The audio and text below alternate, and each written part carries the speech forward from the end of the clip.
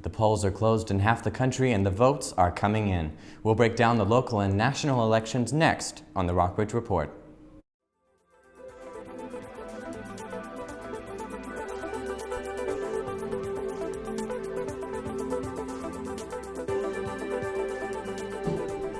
Hello and welcome to the Rockbridge Report's live election night coverage. I'm Michael McGuire. And I'm Katie Stewart. Thanks for joining us. Whether it was a feeling of civic duty or an excuse to leave the office, Lexington voters lined up at the Buena building throughout the day to cast their votes. Residents turned out in force to have their voice heard for this year's election. First-time voters and retirees alike showed up early to vote. Lines at the Buena building reached the street. Most people waited about 20 minutes to cast their votes. Voters had no problems with the recently passed voter ID laws in Virginia. They also said they were happy with the way the polling place was run. Even the oldest Lexington residents said they were impressed with the turnout for this election. I do. I feel good about voting. I would have loved to have been able to understand these issues more and understand the differences more, but I do feel good about voting, and I do feel good about who I voted for. It's a real privilege, and it's been a delight to see so many young people out here, and so many people. There's been lineups. Quite a few kids from W&L and VMI, but a lot more this year. This is the second time in 2 elections that Mimi Elrod and Mary Harvey Halseth have faced each other in the mayoral race. Both campaigned outside the Buena building today.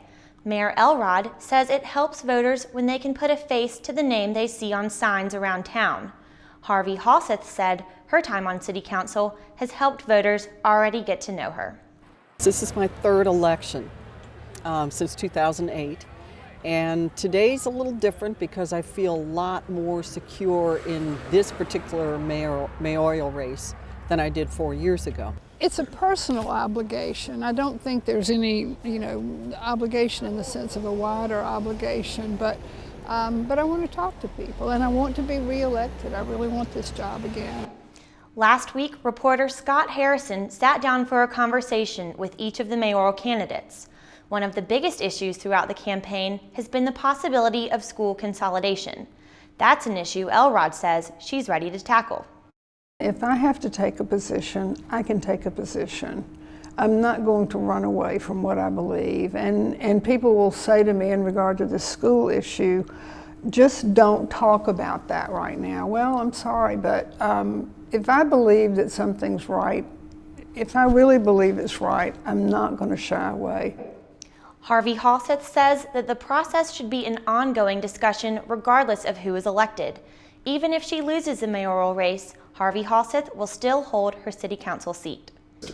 Whether the people of Lexington decide to join forces and merge with the other school systems or not, we need to sit down with these school systems and figure out what are some ways that we can work together. In her last mayoral race against Harvey Halseth, Elrod won with nearly 60% of the vote. Many expect this race to be much closer. We'll update you on the results of this year's race throughout the night.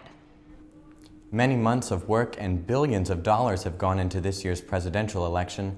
Tonight, America decides if Mitt Romney will take over the presidency in January or if Barack Obama will remain in the Oval Office for 4 more years. Today, President Obama campaigned in his home city of Chicago. For the last several months, the president's campaign has produced over $260 million worth of ads. The president held rallies in 2 swing states yesterday. Today, he visited campaign offices in Chicago and even called voters on the phone. He also had a message for all voters today. And so I would encourage everybody on all sides just to make sure that you exercise this precious right that we have and that people fought so hard for us to have. Governor Romney campaigned in Pittsburgh and Cleveland today in an effort to secure votes in the crucial states of Ohio and Pennsylvania. Romney cast his own vote in Belmont, Massachusetts, before setting off for those battleground states. He spent time in Virginia, too. Just yesterday, he told more than 6,000 supporters in Lynchburg that putting President Obama back in the White House would hinder job growth.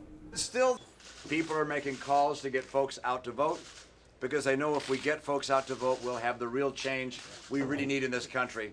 And I'm so excited.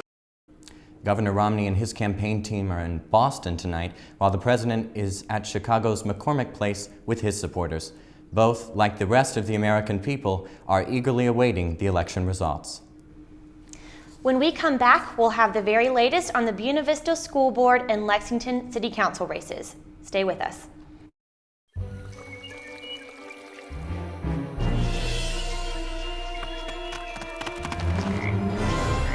Let's turn over this log. Yeah. Whoa! I like the big black ones. I like the brown wiggly ones. I like the green crunchy ones myself. Whoa. Get out and explore nature. There's surprises everywhere. Go to discovertheforest.org. Anyone up for dessert? The magical thing about using energy wisely is that anyone can do it. Turn off lights. Use energy-saving light bulbs. And turn off computers and game systems when not in use. Make a change and we can really fly.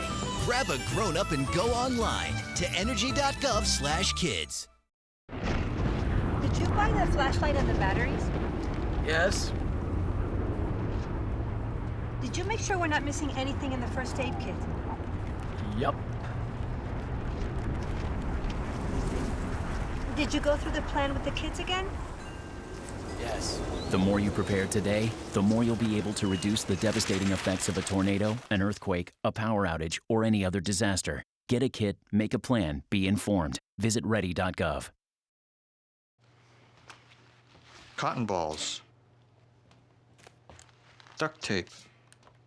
Spoon. Needle. Thread.